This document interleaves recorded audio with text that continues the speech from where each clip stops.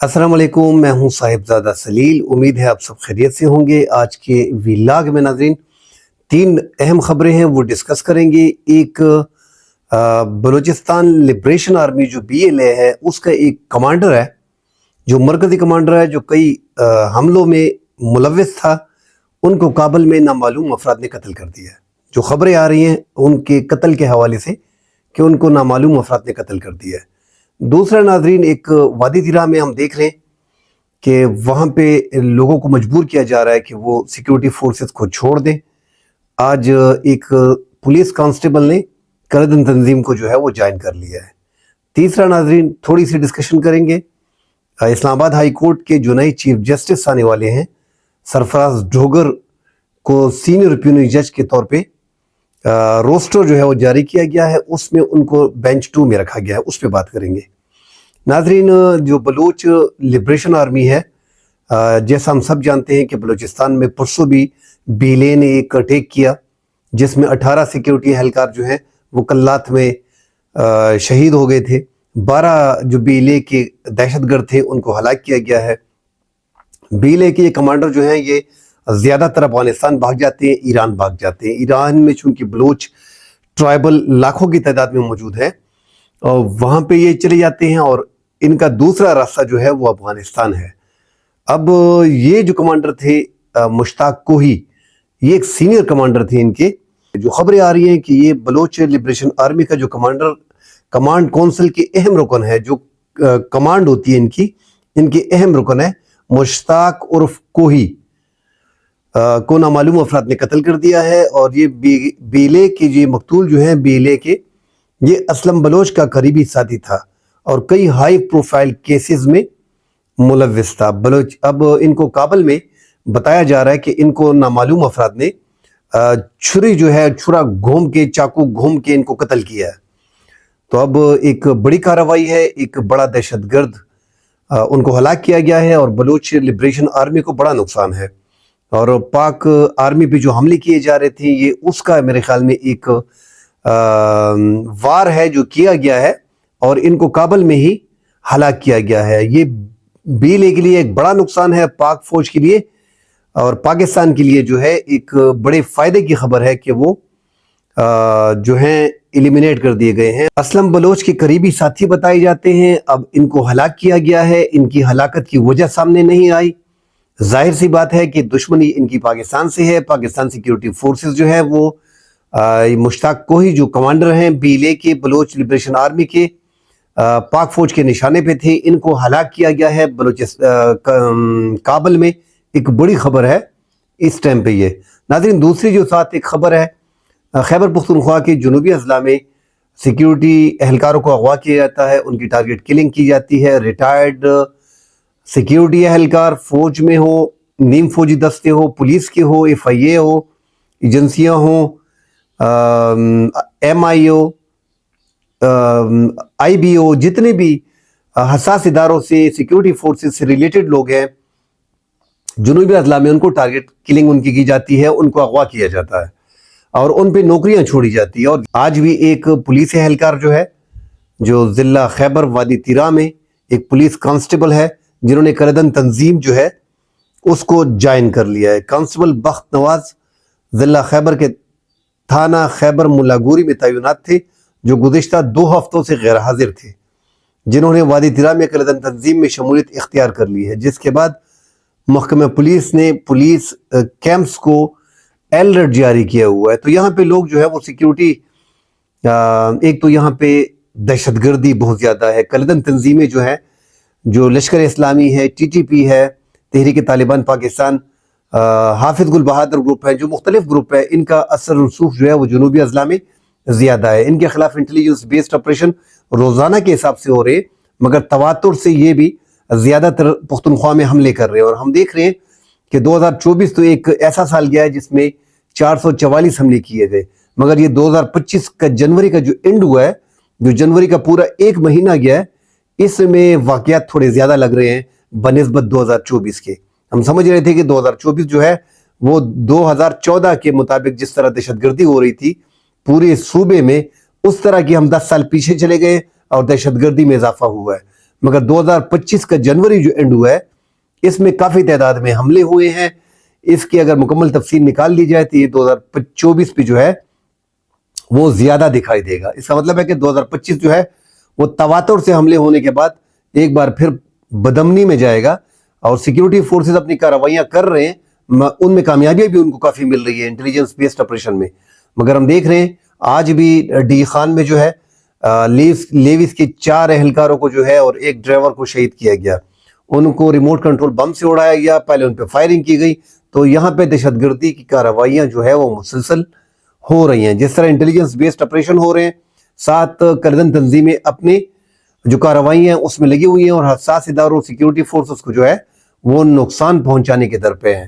گھات لگا کے مختلف ایریاز میں کارروائیاں کرتے ہیں, چیک پوائنٹوں پہ, پولیس تھانوں پہ ان کی کارروائیوں میں اضافہ ہوا ہے.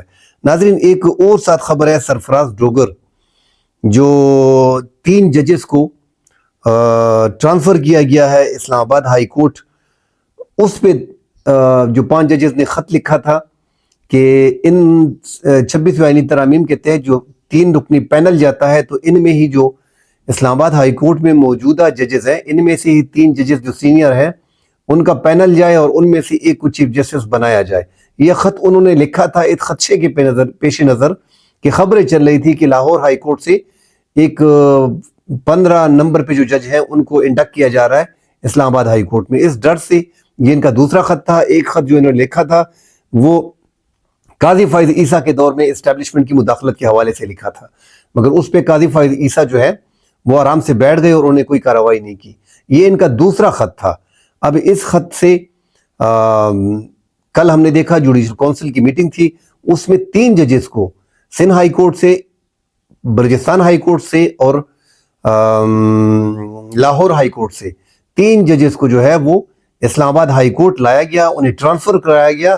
اور ان میں جسٹس سرفراز ڈوگر کو روسٹر میں جو ابھی جاری ہوا ہے اس میں بینچ 2 میں رکھا ہے. مطلب کہ جو خدشہ ہم ظاہر کر رہے ہیں کہ سرفراز ڈوگر کو جو لاہور ہائی کورٹ سے لائے گئے ہیں ان کو چیف جسٹس اسلام آباد ہائی کورٹ بنایا جائے گا.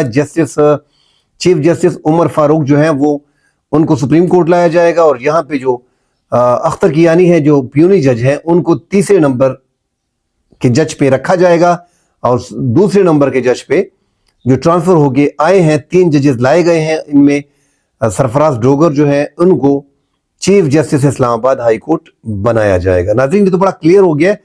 اور 26ویں آئینی ترامیم میں ہم نے دیکھا ہے کہ اختیارات ایگزیکٹو کے پاس چلے گئے ہیں, اور ایگزیکٹو میں اس ٹائم پہ جو ساری پاور دی گئی ہے جوڈیشل کونسل کو, جوڈیشل کونسل میں جس کی اکثریت ہوتی ہے, جیسا سیاسی جماعتیں ووٹنگ کرتی ہیں اسی طرح کہ یہ وہاں پہ ووٹنگ ہوتی ہے. چیف جسٹس ہوتے ہیں بیچ میں, سپریم کورٹ کے آئینی بینچ کے سربراہ ہوتے ہیں, جسٹس جمال بندوخیل بھی ساتھ ہوتے ہیں, جسٹس منصور علی شاہ, جسٹس منیب اختر, 2 حکومت کے نمائندے, پھر 2 حکومت کے ساتھ 2 نمائندے ان کے اپنے بھی ہیں, وہ اپنے وزیر قانون اعظم نذیر تارڑ ہو گیا اور اٹارنی جنرل پاکستان ہو گیا منصور صاحب. یہ 7 نمبر یہ برابر کر لیتے ہیں آسانی سے.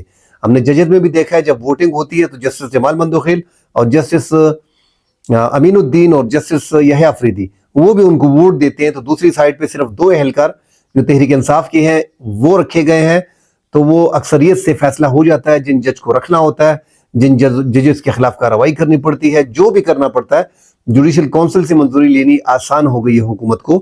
ایگزیکٹو میں انہی کی اجارہ داری ہے. اس اجارہ داری کے باعث وہ اسلام آباد ہائی کورٹ میں جو 5 ججز ہیں وہ جنہوں نے خط لکھا تھا ان کو مزید رگڑا دینے کے لیے, جب انہوں نے دوبارہ خط لکھ دیا تو اب ان کو رگڑا مزید دیا جا رہا ہے, اور وہاں پہ جو لاہور ہائی کورٹ سے ججز گئے ہیں ان کو چیف جسٹس اسلام آباد ہائی کورٹ بنا دیا جائے گا. دوسری طرف ناظرین, جو 3 ججز کی ٹرانسفر کی گئی ہے اس معاملے پہ اسلام آباد بار کونسل, اسلام آباد ڈسٹرکٹ بار اور اسلام آباد ہائی کورٹ بار کونسل کا مشترکہ اعلامیہ جاری ہوا ہے, اور کل ہڑتال ہوگی, اور کل جو ہے وہ کنونشن کا اعلان بھی کیا گیا ہے, لائرز کنونشنز کا.